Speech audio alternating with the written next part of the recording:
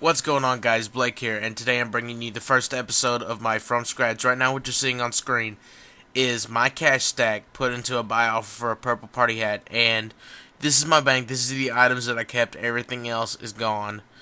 Um, there's not much to explain here. I kept any valuables that I didn't want to lose, like my Tectonic, my Serenic, my Torva, that stuff. Everything else got sold, put into that blue party hat. And as you can see now, I went and I gathered one inventory of blue dragon scales to get me started. I believe it gets me around, I don't know, yeah, about 40k or so. And then I buy some fruit bat scrolls. And I do about 50 or so of those. You'll see me do those here in a moment and see what I get from those.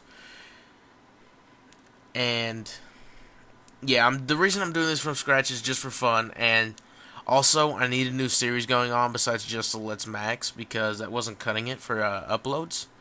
So I decided to do this instead, and it's working out pretty well, I guess. Someone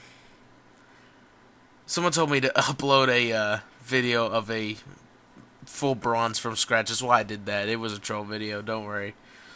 Yeah, I've got a real snotty nose. I'm tired. All my complaints, just right there. It's done. No more. I've got the pop filter on my mic now. I don't know if it sounds any different. I listened to previews. I tested my mic, did an audio test and whatever, and it sounds alright. I didn't really notice too much of a difference, but the pop filter came with the mic, so I may as well use it. It may help it a little bit. As you can see here, I just sold my first inventory of papayas, and it made me a decent amount of money. It's not something I do all the time because it's boring, and it's really repetitive, and you run out of special energy a lot. But for short-term money making like I did here, it worked excellently. Per hour, you could probably look to be making about, I don't know, if you did alright, you could probably get about 800k to a mil an hour doing this in this exact spot because there's a bank right next to there. You'll see another way of making money here in just a moment. But before that, I'm going to tell you that when you're doing the fruit bats, you need to make sure you keep your summoning high, and that you need to make sure that if your fruit bat dies, watch what it drops. It could pick up certain fruits, like when I dismissed mine, I just seen some strawberries on the ground and whatever, so it wasn't too important. But it still can gather fruits for you. I believe now I'm going to do the dailies that you can do.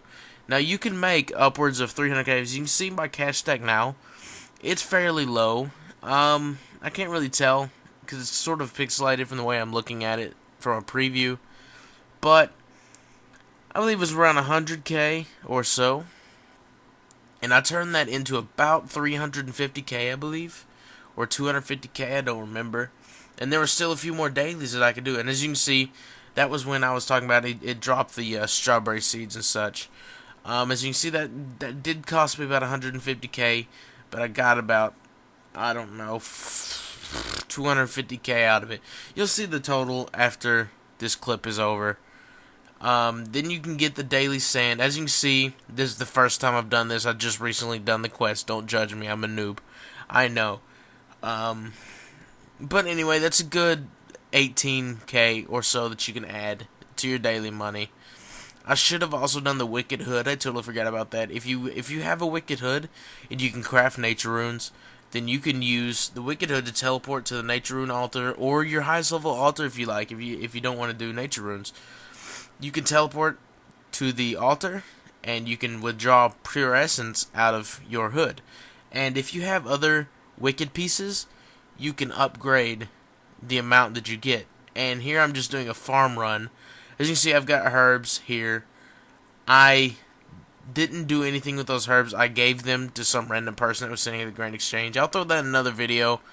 But for now, I didn't use it for this series at all. I gave it to some random person, and I'll put as I said, I'll put the clip in another video so that you can see.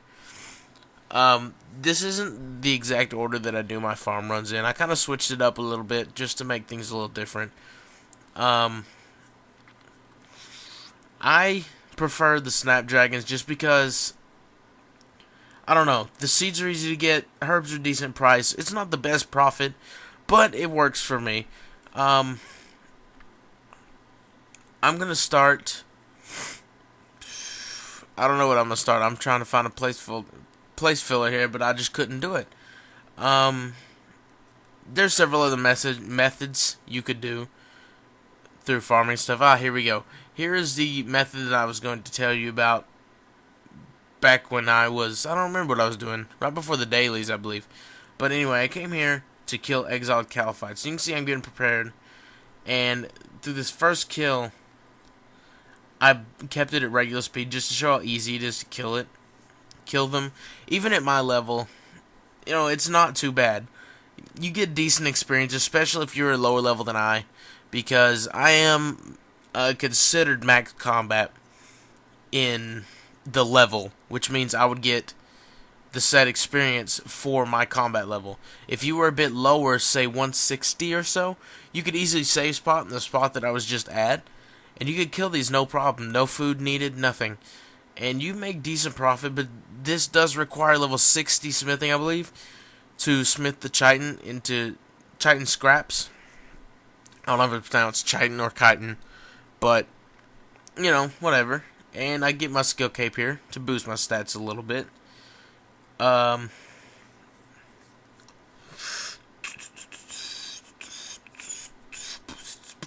what was that dig option? I'm not sure. If any of you guys know what that dig option is, let me know, because I really don't want to try it out because it would ruin the hard clue scroll.